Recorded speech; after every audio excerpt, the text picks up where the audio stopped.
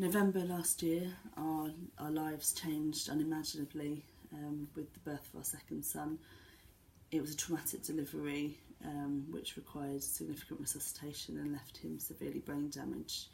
So on top of obviously dealing with all the grief of the life that we'd imagined, was also dealing with how are we going to manage his care, how are we going to pay a mortgage.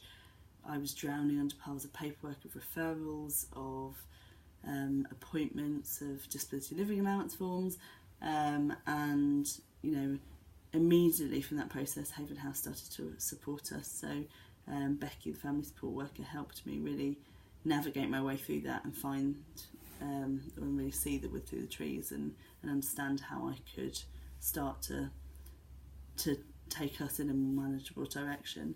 I'd completed an extensive list of competencies in order to manage Charlie's care. So, he requires tube feeding and learning how to use that equipment, and his medication management, his additional tube management for medications, suctioning, airway management, oxygen management, but alongside that also caring for our other son, so our two and then 2.5-year-old Dylan. Haven House offered us step-down care as part of this process and trying to really enable us to find our feet. Unfortunately, after 3 days, Charlie was readmitted to hospital. When we then finally discharged again, Haven House offered us hospice at home. So upon our return home, we had a nurse who we were familiar with because she had worked at Whipps Cross and she was on an exchange programme with Haven House. So, having that familiarity for me, but also actually massively for Dylan, was really important. It was the first time we'd had his brother home. There was such a lot of change and obviously a lot of stress and anxiety in the household, and being in a position where we could, put Dylan to bed and just offer him those little bits of normality were really important in sort of trying to make this transition as smooth as possible.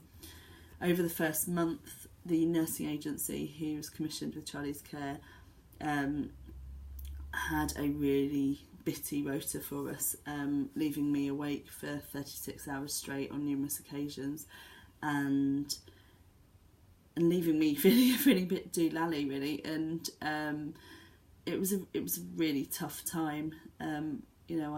I had an unsettled 2-year-old, I had a baby requiring massive amounts of care. I had a husband who was at work because actually he'd used all of his sick leave and holiday, and we couldn't afford for him not to be working, so I couldn't have that support. And offering us things like the play services at home, enabling somebody to be giving Dylan some attention rather than suddenly all of this shift being onto Charlie, just enabled me to find my feet, and the fact that it was at home in our own environment, with me finding my feet and working with what we have around us rather than us being somewhere else, was actually really important as part of that.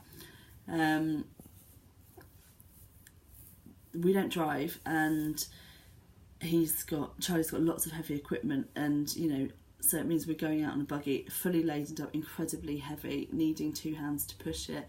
And I also have a 2-year-old who's not listening, running off, and particularly when I was then short-tempered from not being asleep and struggling, I was left really feeling like we couldn't leave the house, which meant that we wouldn't have been able to access any of Charlie's therapies, and they've been so hugely beneficial to us. So he has music, physiotherapy, yoga,